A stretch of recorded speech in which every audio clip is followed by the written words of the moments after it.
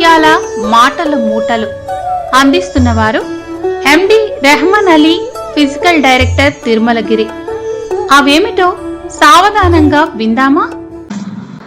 మౌనం అనేది బలహీనత కాదు, అది నీ బంధాల స్థిరత్వాన్ని పెంచే ఒక గొప్ప ఆయుధం.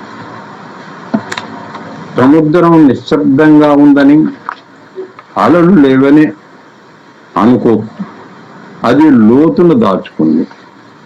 నువ్వు కూడా నీ సమయం వచ్చే వరకు నీ శక్తి దాచుకో.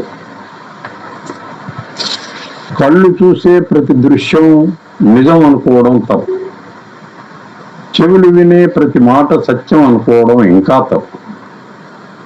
చూసింది విన్నది గుడ్డిగా నమ్మి ఒకరి వ్యక్తిత్వాన్ని నిర్ధారించడం అన్నింటికన్నా పెద్ద తప్పు. జీవితంలో డబ్బు ఉంటేనే బంధువు, ప్రేమ, నమ్మకం వస్తాయి. డబ్బు లేకుంటే మన సొంతవాడు కూడా పరాయివాడు అవుతాడు. డబ్బు ఉంటే పరాయివాడు కూడా మనవాడు అవుతాడు. ఇది నిజం. దూరం ఎంత కాలమైనా, కాలం ఎంత భారమైనా, భారం ఎంత బాధైనా, బాధ ఎంత నొప్పైనా, నొప్పి ఎంత కష్టమైనా, ఆ కష్టంలోనూ నవ్వుతూ బతుకుతున్నాం. ఎందుకంటే ఏడ్చే దశను దాటిపోయాము కాబట్టి. జీవితం ప్రశాంతంగా ఉండాలంటే ఎదురు చూడని ఇంటికి వెళ్ళొద్దు. నిర్లక్ష్యం చేసే వాళ్ళ చెంత నిలబడొద్దు. పట్టించుకొని వారిని పలకరించవద్దు. మర్యాద లేని చోట మాట్లాడొద్దు. ప్రేమ లేని చోట ఎదురు చూడొద్దు. నిందించే వారితో వాదించొద్దు. ఈ భూమి మీద కలుపు మొక్కలు, మంచి మొక్కలని ప్రత్యేకించి ఏమీ లేవు.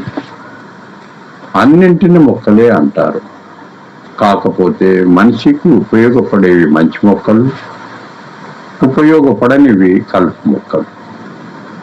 ఇక్కడ నువ్వు కూడా అంతే.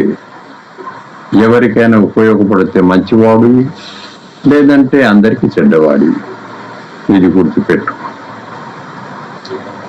ఇంట్లో అందరూ కలిసి మట్టి పాత్రల్లో భోజనం చేసే రోజుల్లో అందరిలో ఓర్పు, సహనం ఉండేవి.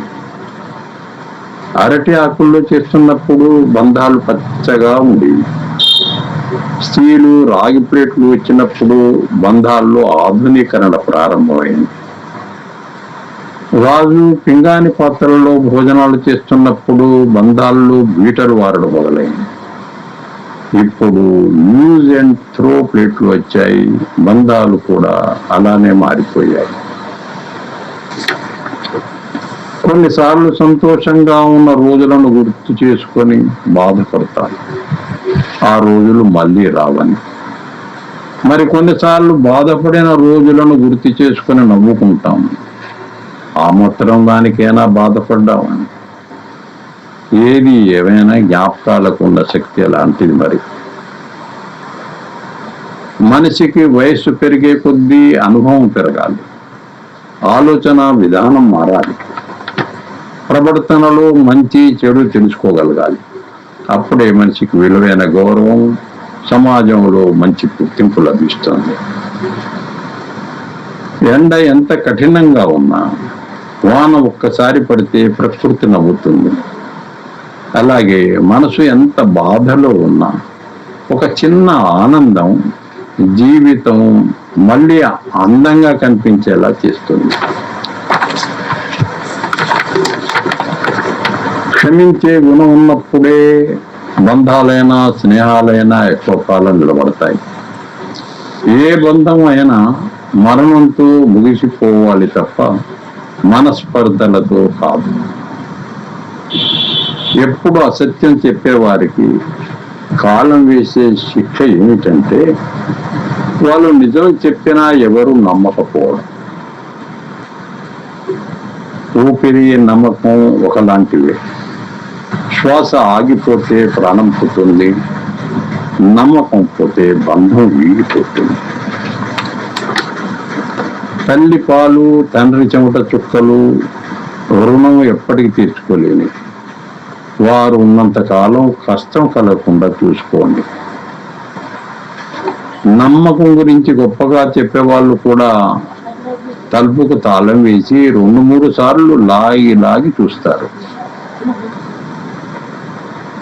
అవినీతి ఒంటరిగా బతకలేదు, నలుగురి తోడు కావాలి. నీతికి ఎవరి తోడు అవసరం లేదు, ఒంటరిగా ఆయన జీవించగలదు.